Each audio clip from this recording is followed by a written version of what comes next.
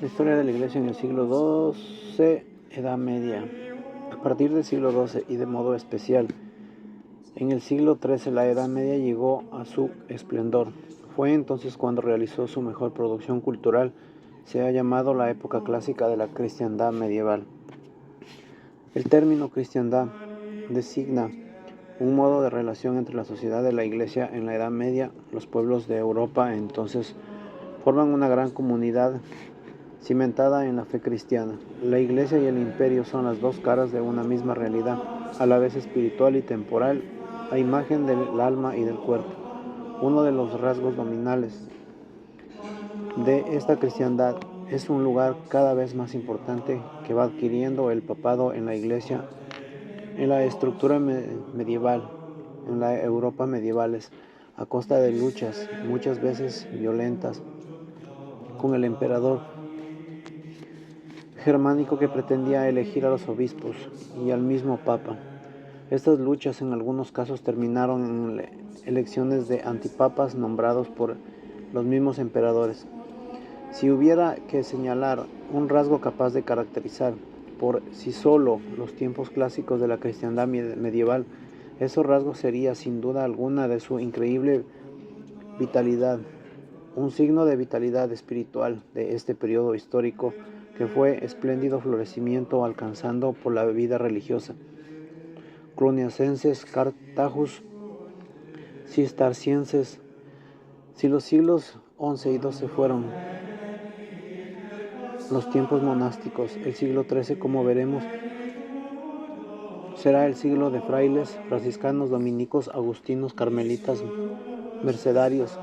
Los siglos de la cristiandad fueron también la época clásica de las ciencias sagradas, la teología y el derecho canónico. ¿Cuándo acabaron los abusos?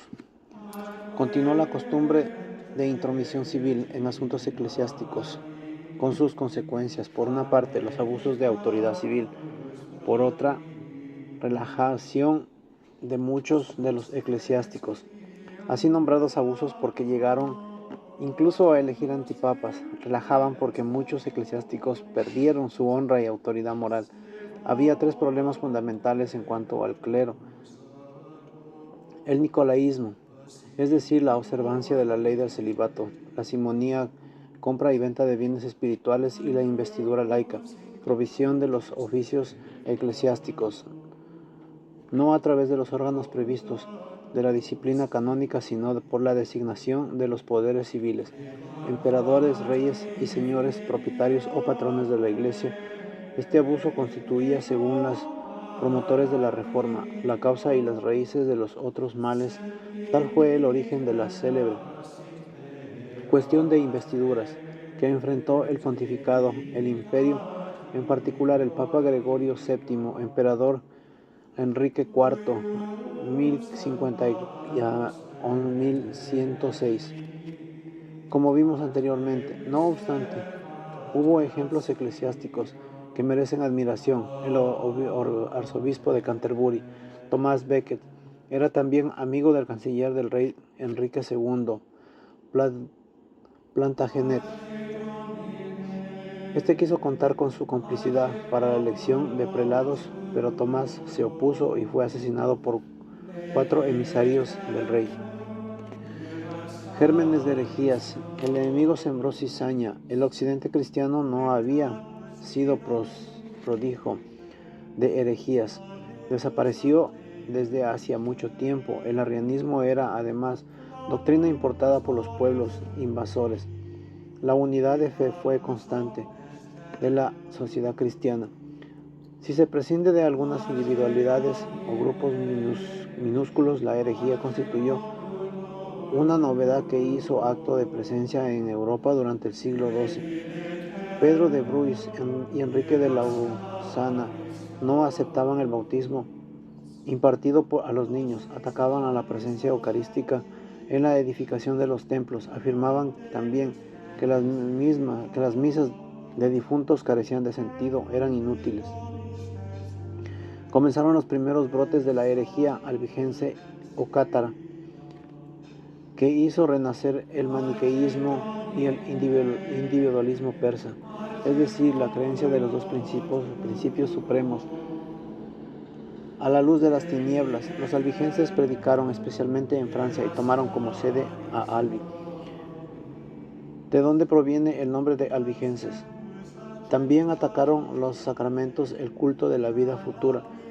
En el próximo siglo se hará su exposición de esta herejía.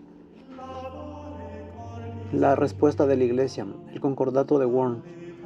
Ante la intromisión civil, la Iglesia con el Papa Calixto II a la cabeza organizó el concordato de Worms en 1122, donde el emperador Enrique V, hijo del excomulgado rey Enrique IV de Alemania, aceptó no inmiscuirse más en la elección de los prelados.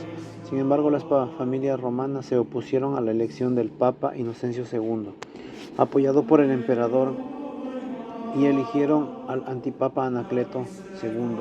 El Concilio I de Letrán, el primero de los ecuménicos celebrados en Oriente, se reunió al siguiente año, en 1123, y sancionó los acuerdos de Worms. El emperador Federico, llamado Barbarroja, hizo caso omiso al concordato de Worms y pretendió volver a nombrar a obispos y abades a su gusto. Interpretado su autoridad como el derecho divino y declarado su independencia del Papa, nombró un antipapa, Víctor IV, y al morir este, a otro, Pascual III. El verdadero papa era Alejandro III, el cual le declaró la guerra. Pérdida por Federico, a este obedeció a Alejandro III en 1177. Con Inocencio III en 1198 y 1216, el papado alcanza la cumbre de su poder. El papa se presenta como árbitro de Europa y designa a su candidato para el imperio. Obliga al rey de Inglaterra a someterse a sus deseos, y a este se ha llamado teocracia, que se resume así: el Papa tiene la plenitud de poder. En el terreno espiritual todas las iglesias le están sometidas. El terreno temporal conserva su autonomía, pero el nombre de la preeminencia de lo espiritual. El Papa interviene en los asuntos políticos en razón de pecado, cuando está en juego la salvación de los cristianos. El Concilio IV de Letrán, 1215, atestigua que esta conciencia y este poder pontificio. La Iglesia es santa y sus ministros deben ser santos. Ante la relajación de las costumbres y de las disciplinas, la Iglesia convocó bajo el Papa de Calixto II el primer concilio de Letrán en 1123 para tratar dos lacras terribles, la simonía y el nicolaísmo. Confirmó también el concordato de Worms, es decir, no la intromisión de los señores feudales en asuntos eclesiásticos. Ante la herejía también, la Iglesia reaccionó con mucho cuidado y firmeza para condenar la herejía de Pedro y de Bruys y de Enrique de Lausana. Se convocó en el segundo concilio de Letrán en 1139 y renovó la condena, entre otras cosas, de la usura, los torneos y el nicolaísmo. Y contra la herejía los albigenses vino en ayuda el tercer concilio de Letrán en 1179, que legisló contra la acumulación de prebendas y fijó que los papas deberían ser elegidos por una mayoría de 2/3 de los votantes. Ya en el siglo XIII se atacaría más fuertemente la herejía cátara y albigense. Nuevas cruzadas para frenar la invasión de los turcos se organizaron en la segunda y tercera cruzada. La segunda cruzada, 1147-1149, fue comandada por Luis VII de Francia y el emperador alemán Conrado III. San Bernardo fue el alma espiritual. Nuevos contingentes salieron por mar. De paso ayudaron al rey de Portugal a liberar a Lisboa y a los moros en 1147. Primero y único éxito. Sobre las espaldas de San Bernardo cayeron fracasos y acusaciones.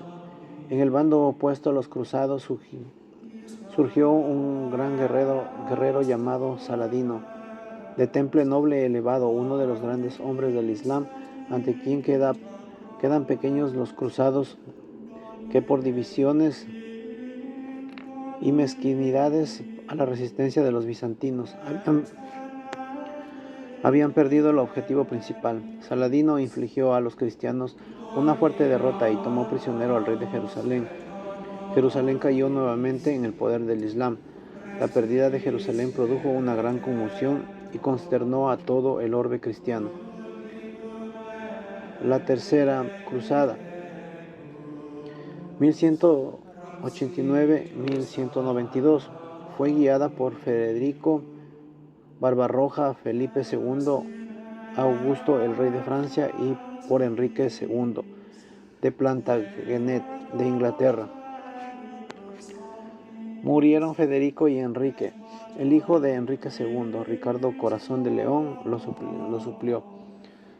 Felipe II se apoderó de San Juan de Acre. Ricardo confirmó un acuerdo de acceso libre de los cristianos a Tierra Santa, espantando su nombre junto al de Sultán Saladino.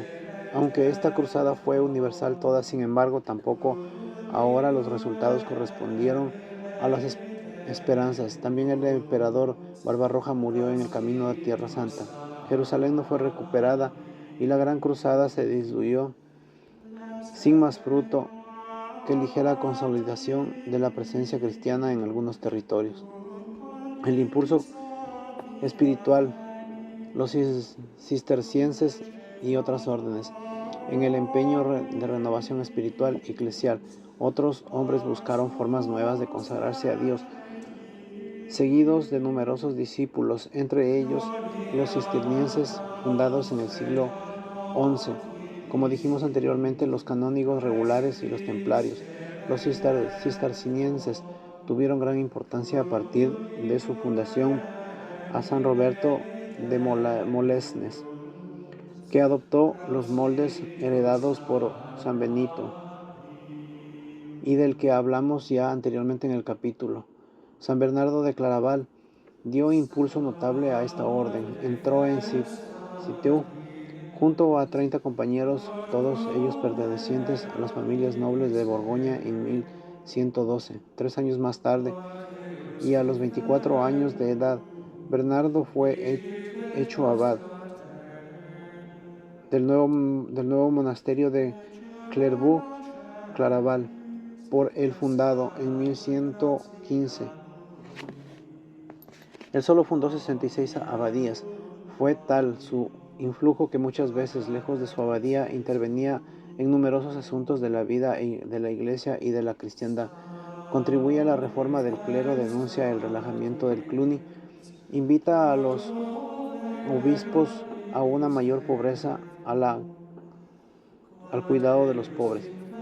Pone en fin a un cisma en la Iglesia de Roma, el cisma de Anacleto, y propone un programa de vida al monje de Clairvaux-Claraval, que ha sido elegido Papa Eugenio III. Bernardo se esfuerza en cristianizar a toda la sociedad feudal, ataca el lujo de los señores y predica la santidad del matrimonio.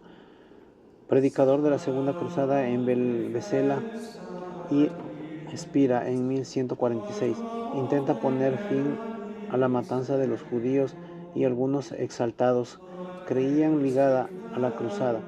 No cabe duda que Bernardo es ante todo un maestro espiritual. Es uno de los grandes doctores de la Iglesia para que todo el que parte de la meditación de la Escritura, más que en la ascesis y los ejercicios. Bernardo insiste en la unión con Dios y deduce toda religión a la práctica de la caridad. Propone el itinerario de retorno a Dios que conduce al conocimiento de sí mismo y de la posición de Dios. Sobresalen sus sermones sobre la Virgen y sobre el Cantar de los Cantares. Papas y reyes, príncipes, pueblos experimentaron el atractivo de la santidad de este protagonista de la historia. El Cister experimentó un asombroso desarrollo en la vida de San Bernardo. Basta decir que la comunidad de Claraval llegó a contar con 700 monjes, que la docena de abadías de la orden existente. A su llegada eran 342 a la hora de su muerte, y que la cifra todavía crecía hasta unos 700 a finales del siglo XIII. Nacieron luego los canónigos regulares de San Agustín. Practicaban y dominaban vita canónica, que consistía sobre todo en la comunidad del dormitorio y refectorio comedor, y en la observancia de la llamada regla de San Agustín. Ciertos capítulos regulares llegaron con el tiempo a relacionarse entre sí, creando uniones o congregaciones de canónigos de San Agustín, entre las que destacaron los canónicos regulares de San Juan de Letrán y los de San Víctor.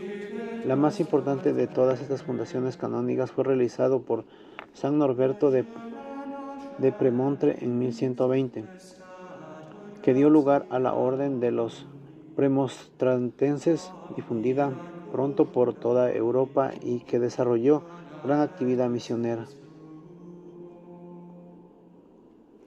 Finalmente, como culminación de la idea de la caballería cristiana y prueba que a la vez de la honda impregnación religiosa del oficio de las almas, nacieron las órdenes militares, una creación característica de la Edad Media europea. Surgieron una fusión del monacato y de la profesión de las armas propias de la clase nobiliaria. Su origen ha de buscarse en algunos pequeños grupos de caballeros que se dedicaban a servir a los cristianos enfermos en hospitales de Tierra Santa y a proteger a los peregrinos que acudían a visitar los lugares santos. El desarrollo alcanzado por las órdenes militares del siglo XII se debió al fuerte impulso espiritual de San Bernardo, dio a la sociedad cristiana y a las guerras de cruzada.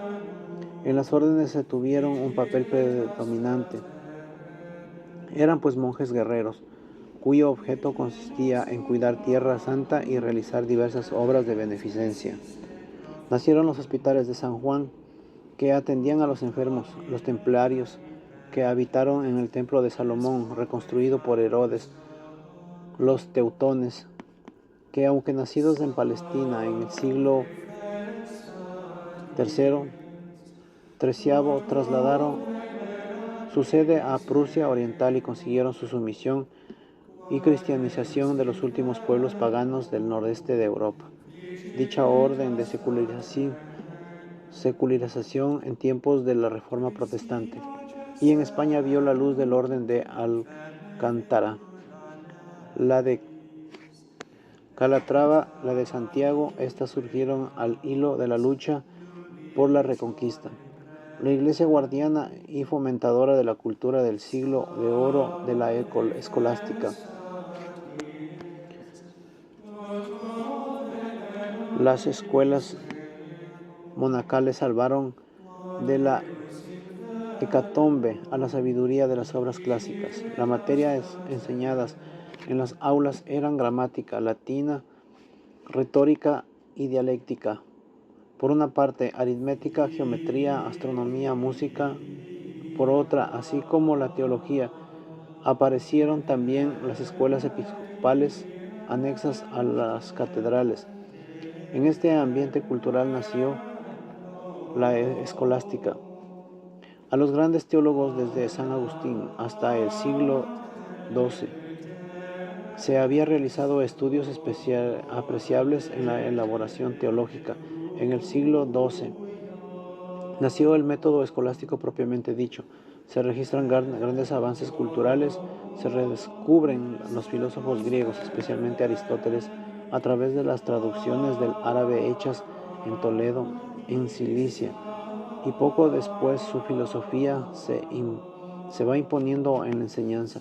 Este nuevo modo de pensar, lógica y de ver el mundo, filosofía, se introdujo en las escuelas catedralicias, en las escuelas monacales y luego en las universitarias. Nacido de las escuelas, tomó el nombre de escolástica. Existe un periodo llamado preescolástica que tiene la representación de San Anselmo, pero su florecimiento se dio a las universidades, que tuvieron su origen en la Iglesia, sobre todo cuando llegaron a sus cátedras los talentos de órdenes medicantes. Es la edad llamada de oro de la teología medieval. Estos pertenecieron propiamente al siglo siguiente, y son los franciscanos: Alejandro de Jales, 1245, San Buenaventura, general de la Orden Franciscana, 1274, Rogelio Bacon, 1294, y San Juan Duns Scoto, profesor de Oxford, París y Colonia. Los talentos dominicos son San Alberto Magno, 1280, y Santo Tomás de Aquino, su discípulo, 1274. Otros talentos son San Anselmo. Se incentivó a la razón en la explicación de fe. Pedro Lombardo, llamado maestro de las sentencias. Abelardo buscó con precisión la introducción de la Biblia y los textos de los santos padres. Sus enseñanzas morales fueron tachadas de subjetivas, por eso optó por terminar sus días en un monasterio. Dedicado a la orden de San Bernardo de Claraval, teólogo y maestro de la vida espiritual, del que ya hablamos. Se hizo célebre su frase: medida del amor a Dios consiste en amar a Dios sin medida. Propagado la devoción a la Virgen. En conclusión, los términos de este siglo XII, el siglo monástico por excelencia, y donde la religiosidad de los laicos estuvo poderosamente influida por la espiritualidad monacal, estos siglos XI y XII corresponden a los tiempos de una sociedad europea de tipo agrario y señorial, en la que los monasterios levantados por medio de los campos constituyen desde todo punto de vista grandes centros de vida para la población de la comarca. Muchos laicos acudían a los monasterios impulsados sobre todo el deseo de participar en los beneficios espirituales que la vida santa de los monjes podía merecerles. Así mejoraban su vida cristiana y se preparaban para la eterna bienaventuranza.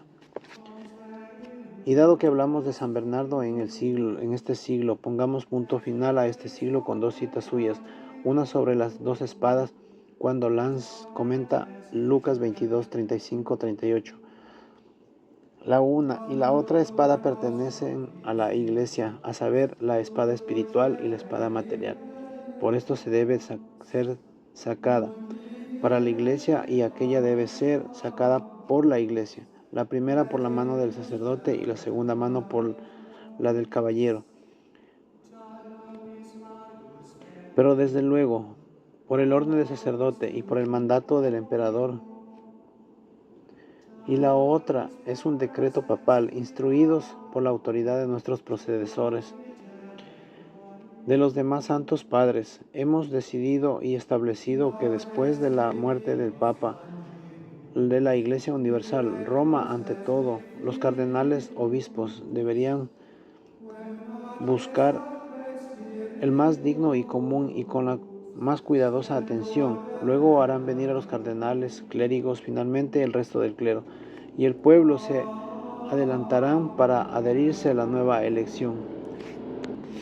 El decreto del año 1059 del Papa Nicolás II.